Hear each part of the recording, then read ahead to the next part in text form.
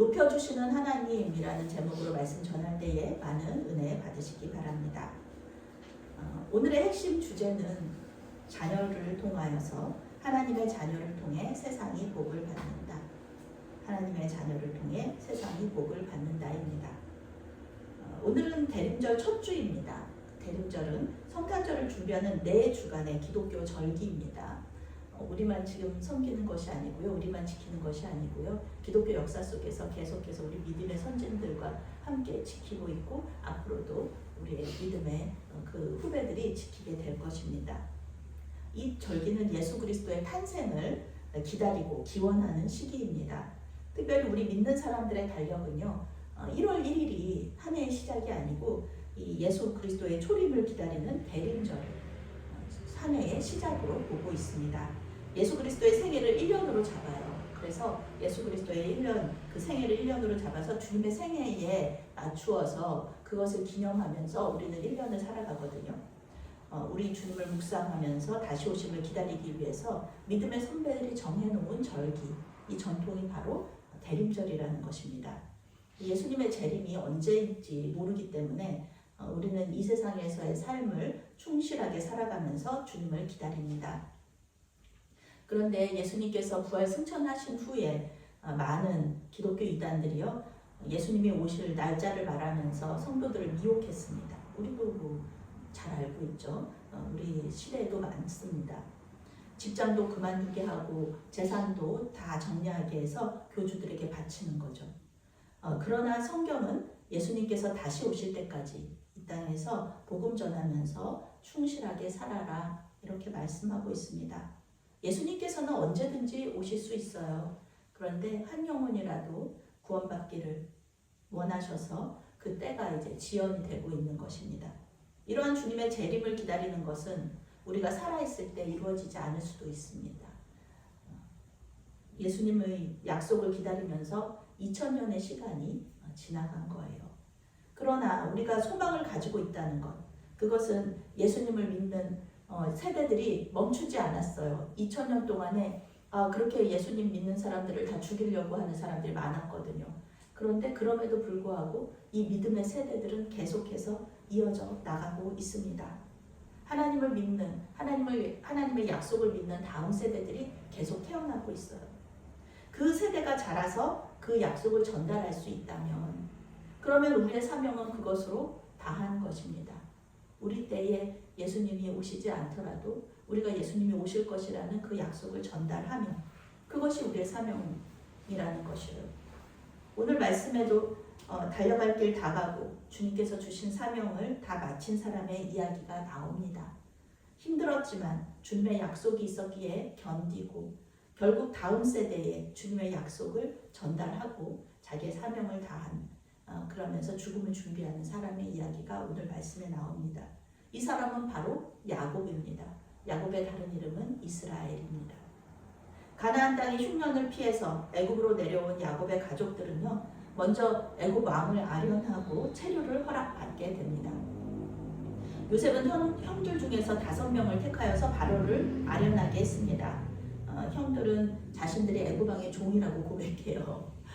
어쩔 수가 없는 거죠. 그래서 살려면 애굽 왕의 종들이고 애굽에는 거류하고자 왔다.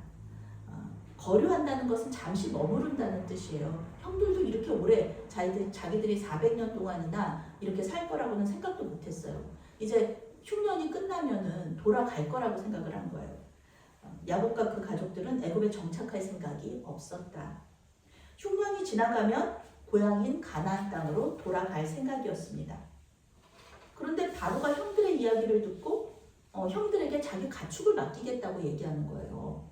고대 이집트의 기록에 따르면은 이집트 왕의 그 가축을 치는 사람들이 3,000명이 넘었다고 합니다. 그러니까 이게 굉장히 많은 가축이에요. 양이 많아요. 그 마리수가 많고 대부분 외국인들이었다는 거예요. 왜냐하면 이집트 사람들은 목축을 가증하게 여겼다 그러잖아요. 목축을 싫어했기 때문에 외국인들이 주로 목축을 담당했습니다. 야곱의 아들들은 그저 나그네로 애굽 땅에서 사는 것이 아니고요. 이제 국가 공무원이 되어서 애굽 왕을 섬기게 되었습니다. 공무원이 되는 거예요. 애굽 왕의 직속 부하가 되는 겁니다. 고센 땅에서 고립되어 사는 것이 아니라 애굽 사람들의 삶과 조직 속으로 깊숙이 들어가게 되는 것입니다. 애굽에 살았던 야곱의 자손들이 가나안 땅으로 돌아가지 않고 400년 동안 애굽에 정착했던 이유 중에 하나가 바로 이렇게 제국의 조직 속으로 깊숙이 들어갔기 때문일 것이다. 400년 후에 애굽 제국에 위협이 되어서 핍박받은 것이 단순히 인구가 많아서 그런 것은 아니다라는 것입니다. 애굽에 살고 애굽의 내부 사정에 대해서 국가 조직에 대해서 잘 알고 있고, 그리고 이런 이방 민족이에요. 특히 이방 민족이 국경과 애굽의 그 국경과 수도 근처에 다소 모여 살고 있다면 어느 왕이라도 불안함을 느낄 수밖에 없을 것입니다. 외부의 적과 연합했을 때 애굽 제국이 무너질 수도 있다고 생각하는 거예요. 그래서 400년 후에 이제 핍박이 시작되죠. 그런데 이 모든 일은요, 400년 이후에 일어난 일이고, 지금은 그저 목축을 어부로 삼는 가족 70명일 뿐이에요. 게다가 제국이 멸망당하지 않도록 지켜준 요셉에게 은혜를 갚고 싶은 마음이 있기 때문에 애굽 왕은 이 야곱의 가족의 이주를 허락해 주어야 했을 것입니다. 요셉의 형들은 애굽 왕의 종임을 인정하고 그 앞에 머리를 숙였지만 이들의 아버지인 야곱은 오히려 애굽 왕을 축복합니다. 히브리서 기자는 7장 7절에서 논란의 여지 없이 낮은 자가 높은 자에게서 축복을 받느니라 라고 말합니다. 새번역 성경은 축복은 아랫사람이 윗사람에게 받는 법이다 이렇게 번역하고 있습니다. 저희 교회 안에서도 나이 어린 담임 목사가 나이 많은 그 성도님들에게 축도를 하는 것, 그것은 우리가 나이 때문에 그런 게 아니라 하나님께 이제 목사로 기름 부음을 받으면서 하나님께 영적인 권위를 받았기 때문에 그렇습니다. 그러니까 나이 어린 담임 목사가 성도들에게 그 축도를 할 수 있는 거예요. 축복 기도를. 성도들이 그 권위를 인정하기 때문에 그 축복 기도를 받는 것입니다. 오늘 말씀에서도 우리가 보기에는 야곱보다 제국의 왕인 바로가 더 높은 사람처럼 보이잖아요. 바로가 야곱보다 못할 게 뭐가 있어요? 비교도 되지 않죠. 아무리 야곱이 거부고 그 가나안 땅의 왕 같은 사람이라고 할지라도 가나안은 작은 나라고 애굽은 제국인데 야곱이 바로에게 축복해 주는 거잖아요. 야곱이 지금 높은 사람이라는 뜻이잖아요. 하나님께서 보시기에는 하나님의 약속의 권위를 가진 야곱이 훨씬 높은 사람이었다는 것입니다. 아브라함에게 약속하신 복이 있죠. 너를 통해서 세계 만민이 복을 받을 것이다. 오늘 야곱의 축복을 받는 애굽의 바로를 통해서 애굽의 백성들이 또한 복을 받을 것입니다. 창세기를 가만히 읽어보면은요, 이 애굽 왕이 참 복받은 사람이고 아름다운 사람이다 이런 생각이 들어요. 네가 뭔데 나를 복을 줘 이렇게 얘기한다 그러면은 복을 받을 수 없었겠죠. 그런데 이게 애굽 왕 바로의 아름다움입니다. 이방인 노예 그리고 죄수였던 요셉을 무시하지 않았어요. 그래서 제국이 복을 받았죠. 구원받았죠. 그런데 이번에는 이방인 노인을 무시하지 않아서 자신과 이 제국이 복을 받는 거예요. 야곱은 바로에게 2번이나 축복합니다. 들어가면서 축복하고 나오면서 축복해요. 바로는 야곱에게 나이가 얼마냐 이렇게 묻습니다. 야곱이 애굽에 왔을 때 그의 나이가 130세였습니다. 그러니 아브라함은 175세에 죽었고요. 이삭은 180세에 죽었습니다. 야곱은 자신의 나그네의 삶을 얘기해요. 그러면서 세월이 참 험악한 세월을 보냈다. 내가 참 험악한 세월을 보냈습니다. 이렇게 말해요. 야곱의 삶을 되돌아볼 때 그는 자신이 많은 것을 얻을 것처럼 그렇게 생각이 되어지죠. 그런데요, 무언가를 얻을 때마다 무언가 원하지 않는 것을 얻었어요. 이 사람이 그래요. 자기 삶이 그랬습니다.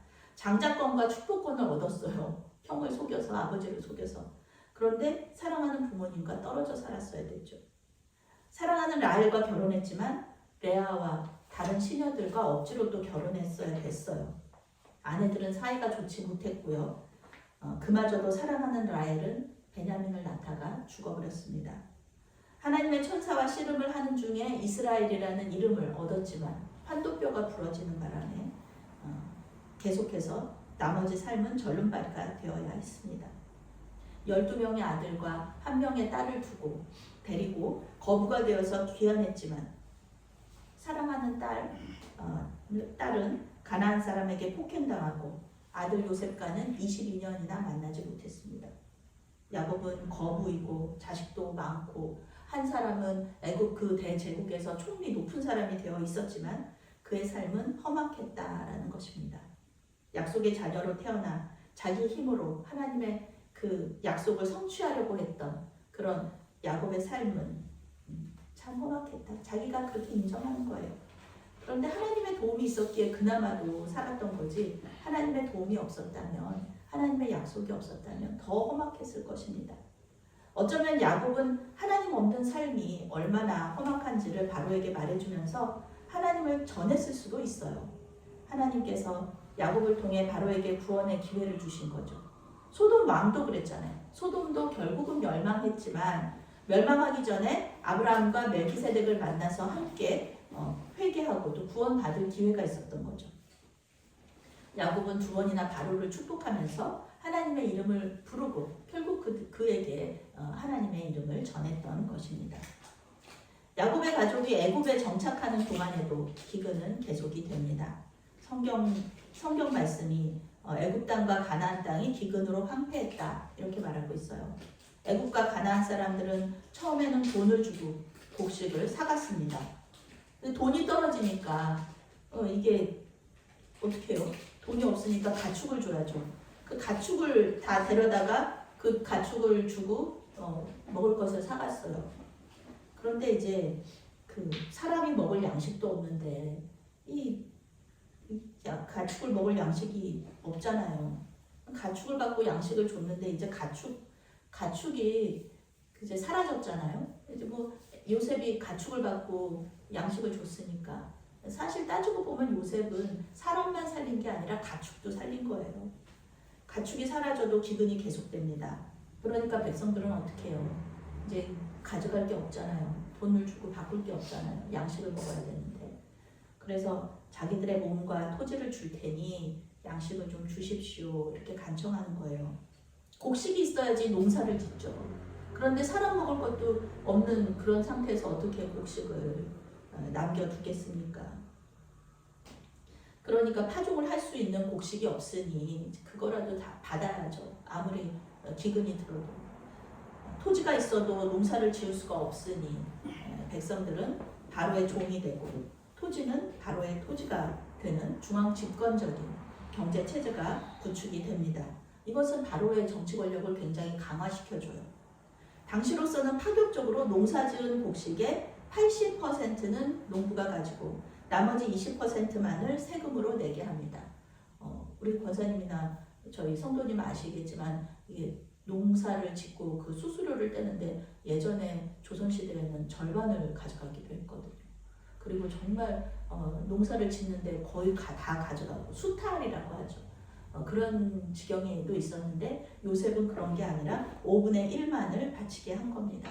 이것은 그 당시로서는 굉장히 관대한 세금 정책이었습니다. 애굽의 백성들이 요셉에게 감사하면서 자발적으로 토지를 바친 이유가 이것입니다.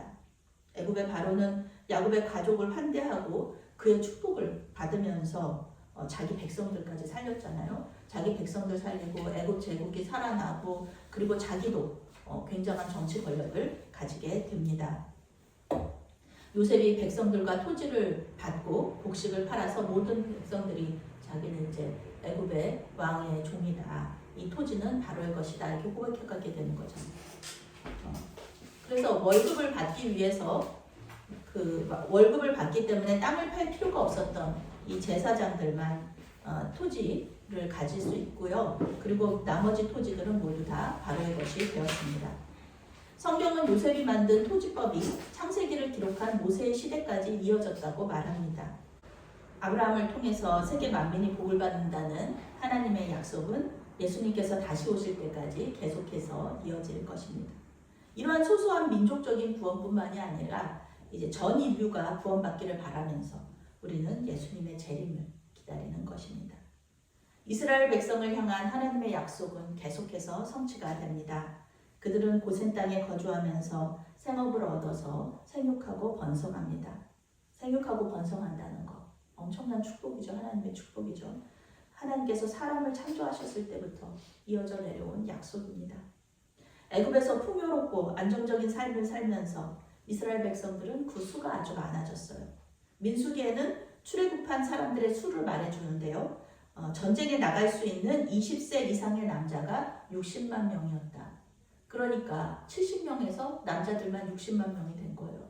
그러니까 여자들, 노인들, 어린아이들 이 사람들은 그 명수에 해당이 안 되거든요.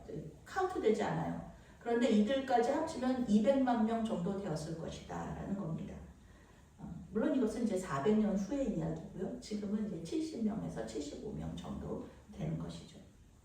야곱은 자기 자식들이 애굽에 성공적으로 정착하는 것을 보았습니다. 자녀들도 많아지고요. 손자녀들도 많아지고요. 그러니 이제 17년을 더 살았고요. 이제 147세가 되었습니다. 성경은 이스라엘이 죽을 날이 가까움에 요셉을 불러서 가나안 땅에 있는 조상의 묘지에 장사하라 이렇게 마지막 요청을 했다고 말하고 있습니다. 야곱은 할아버지와 아버지가 묻혀있는 막벨라 굴에 묻히기를 소원한 것입니다. 가나안 땅에 묻힌다는 것. 하나님께서 야곱에게 약속하신 것이죠. 야곱이 지금까지 경험했던 하나님은 항상 신실하게 약속을 지키셨습니다. 야곱은 요셉에게 자기의 장례식을 맡겨요. 그리고 막벨라 굴에 장사하겠다고 맹세하게 합니다. 하나님께 마지막으로 침상에서 경배했다. 하나님께 감사하는 것. 그의 마지막은 하나님께 경배하는 것. 그리고 이제 다음 장에서 나오지만 자녀들을 축복하는 것으로 자기의 그 임종을 끝을 맺게 됩니다. 자기 대에서는 가나안 땅을 주시겠다는 약속을 이루어 주시지 않았어요. 완전히 이루어지지 않았습니다. 그렇지만 자신의 삶을 통해 역사하셨던 하나님을 기억할 때, 내 자손들은 반드시 가나안 땅을 차지할 것이다 라는 것을 믿고 미리 경배한 것입니다. 애굽에서의 삶을 경험하고 자기 후손에 대해 하나님의 약속이 반드시 이루어질 것을 믿은 마지막에 야곱이 하나님을 경배하는 것으로 이제 오늘 말씀이 끝나게 되죠. 때때로 우리는 우리 자신을 낮추어서 생각할 때가 있습니다. 굉장히 낮은 자처럼 나이가 많고 건강이 좋지 않으니까 이제는 젊은 사람들에게 교회 사역을 그냥 맡겨야지. 그리고 나는 은퇴하고 편안하게 살아야지. 그렇게 생각할 때도 있습니다. 때로는 오늘 야곱처럼 아버지나 할아버지에 비해서 나는 공로가 적습니다. 이렇게 생각할 때도 있어요. 우리의 할머니와 어머니는 기도도 많이 하시고 교회도 열심히 섬기시고 목사님한테도 얼마나 잘하셨어요. 많이 배워서 그러신 거 아니었거든요. 우리 어머니 권사님들, 할머니 권사님들 무학도 많으셨잖아요. 그런데 지금 이 한국교회를 이렇게 세워주신 분들 그 공로가 물론 하나님의 은혜지만 누가 이렇게 열심히 충성 봉사하시고 그러면서 하셨나? 그 할머니 권사님들이시거든요. 그 할머니 권사님들, 우리의 어머니고 우리의 할머니가 그렇게 하셨던 것이죠. 그러니까 그분들에 비교하면은 오늘 야곱이 그러잖아요. 자기 아버지와 할아버지와 자기를 비교하잖아요. 그런데 그런 것처럼 우리는 또 그렇게 생각할 수도 있어요. 그분들은 정말 열심히 하셨는데 나는 그렇지 못해서 참 부끄럽다. 이렇게 생각할 수도 있습니다. 그런데요, 그렇게 생각하는 것은 말 그대로 우리의 생각이에요. 하나님의 생각이 아닙니다. 사람들도 우리를 그렇게 보지 않아요. 사람들도 다른 사람들도 그 권사님 참 대단하셔. 그 집사님 참 대단하셔. 이렇게 보실 뿐만 아니라 하나님도 정말 우리의 작은 이 손길, 작은 사역도 하나님 되게 대단하게 생각하시고 크게 생각하시고 사랑스러워하시고 기뻐하시잖아요. 제가 믿는 하나님은 우리의 과거에 집착하시는 분은 아닙니다. 우리의 현재와 미래를 보시는 분이 바로 하나님이시라는 거예요. 현재 우리가 어떻게 주님과 친밀한 교제를 맺고 있는가? 현재 우리가 누구를 위해 기도하고 누구에게 축복하는가에 관심이 있으시다는 겁니다. 나는 나를 믿지 못해도요. 하나님은 나를 믿어주신다는 겁니다. 그 사실을 믿으신다면 아멘 하시기 바랍니다. 네. 그렇습니다. 하나님은 우리를 통해서 열방이 복을 받기를 원하세요. 그리고 구원받기를 바라십니다. 가장 어리석은 방법처럼 보이는 전도. 우리 권사님 전도 열심히 하시는데요. 그렇게 열심히 해봤자 뭐 그게 무슨 전도가 돼. 요즘 그런 전도, 노방 전도는 그런 뭐 소용도 없어. 이렇게 말하는 사람들이 있지만 노방 전도, 또 관계 전도를 통하여서 얼마나 많은 사람들이 하나님을 알게 되는지 몰라요. 어떤 사람 정말 왜 나는 지금까지 그 복음을 들어보지 못했는가라고 얘기하는 사람도 있어요. 분명히 있거든요. 우리는 누가 한국에서 누가 복음을 들어보지 못한 사람이 어디 있어 얘기할 수도 있지만 아니거든요. 있습니다. 이렇게 복음 전도를 통해서 하나님의 나라가 확장되는 거고요. 이것이 또 하나님의 방법이라는 겁니다. 어떻게 나처럼 낮은 사람이 저렇게 높은 사람을 위해서 기도해 줄 수 있을까? 저 사람은 내 기도가 필요 없을 거야 라고 생각하시는 분이 있을까요? 하나님은 우리를 통해서 하나님의 비전을 이루어 간다는 것을 믿으시기 바랍니다. 때를 따라서 우리를 낮추기도 하시고요. 우리를 높이기도 하세요. 그렇지만 우리가 낮아진다고 해서 낙심할 필요는 없습니다. 우리가 높아진다고 해서 또 교만할 필요도 없습니다.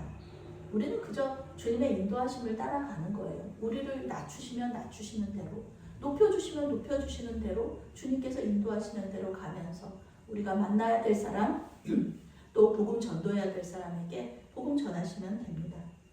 이 세상에서의 믿음의 여정이 힘들어도 기껏해야 100년입니다. 100년 이상 살아가는 사람이 많지 않습니다. 앞으로 우리가 살아갈 날이 많이 남아있지 않다는 것입니다. 험악한 세월도 있었고 주님의 은혜로 평안한 때도 있었습니다. 세월은 계속해서 흘러갑니다. 그리고 그 끝에는 예수님이 계시다는 겁니다. 우리 믿는 사람들에게 예수님이 아닌 다른 존재가 그렇게 큰 의미가 없습니다. 성령의 불도, 이웃사랑도 예수님이 안 계시면 아무것도 아닙니다. 예수님 잘 믿고 성경 읽고 기도하고 전도하면서 남은 세월을 보내시기 바랍니다. 아멘. 우리가 복음 전할 때 하나님은 우리를 높여주시고 우리가 만나는 모든 사람들을 복 주신다는 것을 믿으면서 하루하루를 주님과 함께 동행하시는 저와 여러분들이 되시기를 바라겠습니다. 아멘. 아멘. 사랑의 하나님, 다른 사람의 시선이나 나의 시선이 아니라 오직 하나님의 눈으로 우리를 볼 수 있도록 도와주시옵소서. 아멘. 험악한 세월을 살아가지만 그 안에서 역사하시는 주님을 만나게 하여 주시옵소서. 다른 사람을 위해 기도하며 복을 비는 가운데 주님을 증거하게 하여 주시옵소서. 예수님의 이름으로 기도합니다. 아멘. 아멘.